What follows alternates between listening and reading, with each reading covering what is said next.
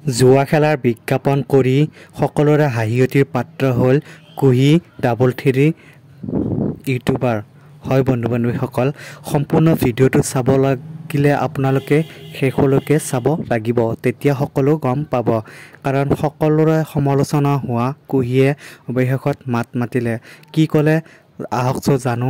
গতিকে বন্ধু বান্ধৱীসকল, ভিডিঅ'টো চোৱাৰ আগতে আপোনালোকক এটা ৰিকুৱেষ্ট কৰোঁ, যোনে মোৰ ভিডিঅ'টো চাই আছে প্লিজ চেনেলটো ছাবস্ক্ৰাইব কৰি কাষত থকা বেল আইকনটো প্ৰেছ কৰি দিবলৈ একেবাৰে নাপাহৰিব।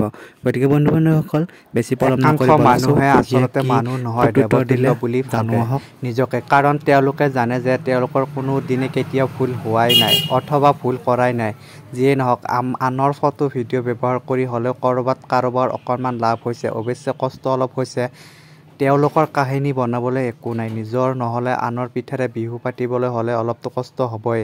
সুবিধাবাদী বুলি নকওঁ, কাৰণ তেওঁলোক হৈছে সমাজৰ একেবাৰে নিকা শুদ্ধ লোক।